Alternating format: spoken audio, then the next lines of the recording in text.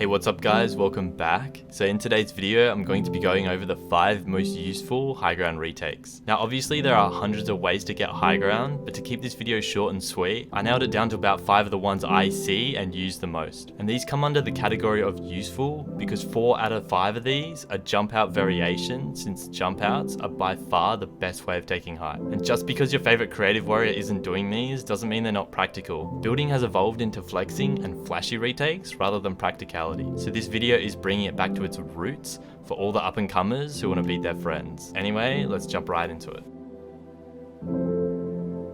And as you can see, I got the Handcam set up, so I got a grip on my controller, as you can see there, and I'm using a Control Freak Galaxy. So if you guys would like to purchase Control Freaks, you can click the link in the description and use code Flea for 10% off. I also do play double claw, so you can probably see there that my paddle is kind of worn down. So I edit with paddle and pretty much everything else is default controls. Let's start with these retakes. So I got these 4 over here as jump out retake variations. Do keep in mind guys that it is pretty hard to pull off a hand cam while doing these retakes, just because I normally play with my hands under my desk, so I'm sitting really far away at the moment. And this is what the first retake looks like real quick.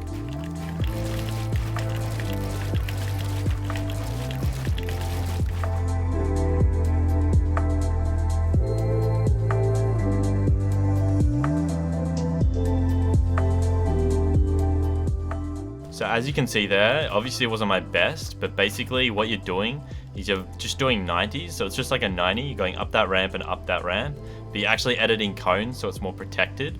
So if I just take away the flat and we just start off basic here, so what you're doing is you're editing this cone, but in order to catch that cone, what you want to do is you want to edit that cone and catch it with 2 walls here, place a cone, and then you want to edit reset.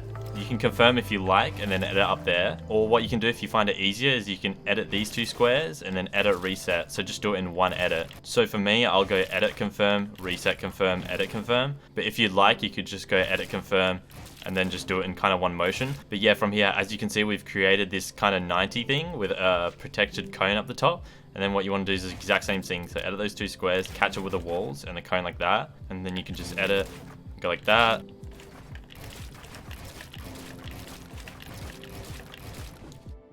Alright, now that's a kind of good way to get height, but if you're versing a good player, most likely, when you place these cones, they're going to place a flat so you can't edit through. So to prevent that, what you want to do is you want to place your own flat, which means you're double editing every time, so you want to actually double edit and then just do the same thing. So edit, edit, edit, edit. Now obviously it can be done faster, I can't really do it that fast because I'm on the hand cam at the moment. But now you're doing double edits, so now nothing can literally stop you because you're placing both pieces. Once you get really good at it, you should just be able to fly through it.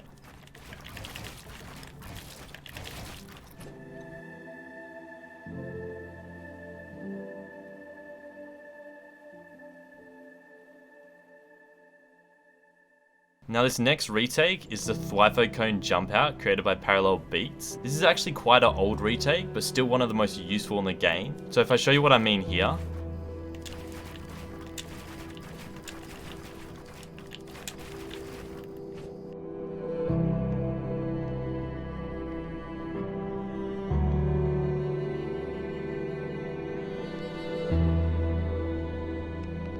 So as you can see, I do a couple of Thwifo cones here, and then on my third Thwifo, I actually do a protected jump out. So I actually get a layer higher than just doing continuous Thwifo cones, and then I just end up doing a 180 and double ramp after that. So I'm just going to quickly break down why this move is useful. So with a normal Thwifo, basically what you're doing is you're throwing some walls up and a cone, and then you're going back into them, and if you're doing them continuously, you're kind of just staying at the same height you would as a double ramp.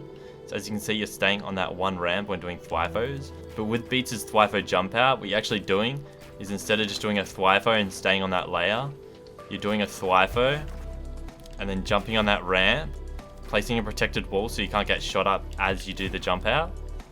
So if I continue to double ramp here, as you can see, instead of staying ramped up on this layer, you're actually going a layer higher. Super useful and effective, especially if you can pull off a couple in a row. This is definitely the most underrated move at the moment. And if you can pull it off and combo with something else, it can be guaranteed high ground. So super quickly, basically what you're doing is you're throwing the walls up and the cone as you would a Thwifo, but then you jump. As you have momentum, you jump on the ramp kind of like a 90, hit that protected wall out if you can. If you can't, it's all good, and then you just do a jump out.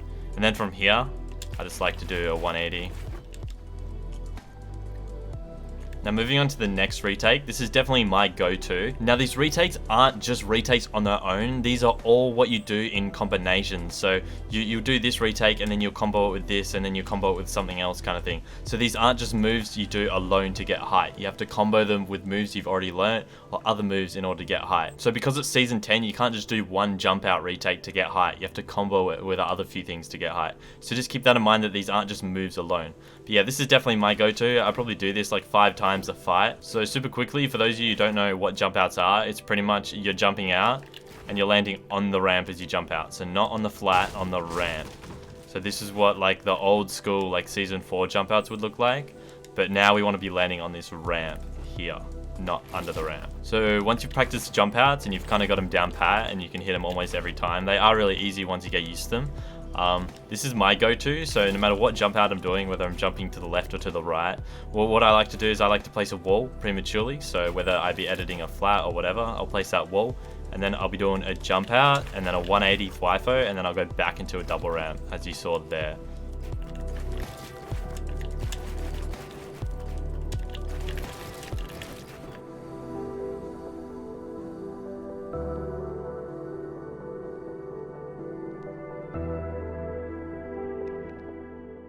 So as you can see there, I kind of got the muscle memory down pat for this one, but whether I want to place a wall before or not, sometimes I don't have to. If I'm not versing the best player in the world, I won't have to place that wall.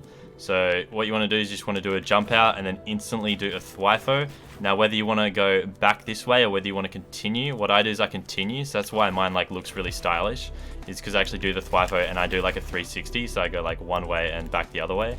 My ping isn't the best, so sometimes these walls all won't place, but if I just show you, as you can see, I kind of got that muscle memory down pat with that 180 thwifo, so well, it's a 360 for me because I go in the same direction, so I go like this and then keep spinning this way and then go into a double ramp, double cone, and then from here, you know, it's the usual, you can do whatever you want basically. That is my 100% go-to. Didn't really want to show it because I don't want people kind of doing like my real fast move, but yeah, there it is anyway. Now moving on to this next move is actually a double jump out. So I did make an entire video on double jump outs. I highly recommend you go watch this video if you want a more in-depth explanation on this move. But basically what it is there's 2 jump outs in a row. So you want to be doing a jump out, place a cone, and another jump out. So it's not too hard. It is pretty hard to get down the perfect motion. So what you want to do mid-air to get it perfect is you kind of want to jump on an angle and almost be off the ramp ready to jump again. So you jump, cone, and then jump again. And it should almost look like you're doing a bunny hop. So it should look something like that.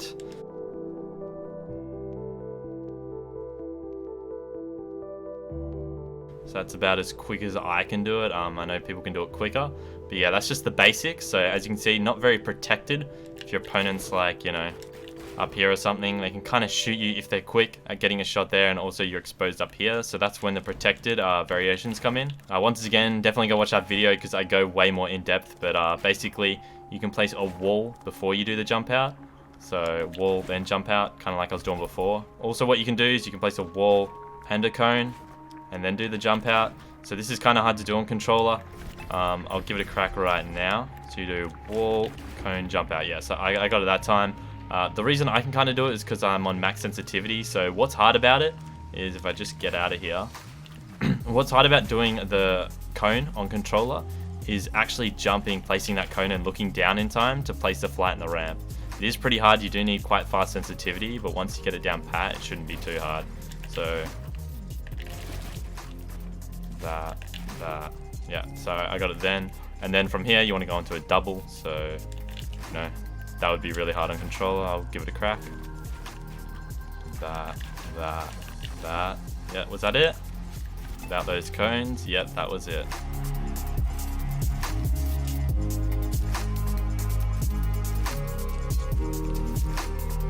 If I just lay that out real quick, what that looks like is I'm placing a wall and a cone before I jump out. So now, if your opponent is, like I said before here, now you're fully protected when doing that jump out. So you jump out into this box, you're fully protected, opponent can't see you. Then if you do the exact same thing, wall and cone, then when you do the jump out, super protected, right? Your opponent will probably move over here or something, and then you'll be protected again. So, and if you want to get into a double ramp after that, double ramp, double cone, and you're chilling. So double protected jump out, super hard to do on controller, but super useful. And this last one is just a little something I thought I'd add in, because I see a lot of people doing this lately, and no one's really kind of made a video on it. So instead of doing a jump out where you're kind of just landing on this ramp facing this way all the time, what you can do is this is a lot easier as well, is you prematurely place the wall, and then when you jump out you place the cone and the flat ramp like this. So now you're kind of jumping out, you're not keeping as much momentum, but it kind of can set you up for something else. So, you know, if you just want to like space yourself from your opponent a little bit, you can place a cone, a wall, and it kind of keeps you protected as well as taking up a layer. And then from here you can kind of do an actual jump out and then, you know, do what you want. So once again, a normal jump out would look like this, and this jump out looks like this. So it's like you're moving up a layer in a protected box. And you can do these infinitely, not with the best speed. I haven't really practiced, but you can kind of just keep doing these if you'd want to. So I'll just quickly combo this jump out with my go-to 360 Thwifo. It should look something like this. So that there, protected, jump, 180.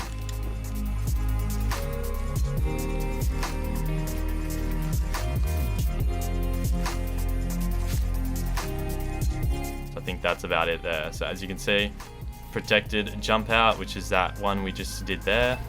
And then from here I did a protected jump out 180. I got an extra wall up there, which is even better. But if we just get rid of that, 180, then I went into double ramp, placed 2 cones, just, you know, went 8. But yeah. Alright, and that's going to wrap up this video for my top 5 high ground retakes. I know I'm not the best builder, as well as it's pretty hard to play with a hand cam, but hopefully you guys got the general idea. I like to think of myself as more of an editor than a builder. If you made it to the end of the video, drop a control emoji in the comments.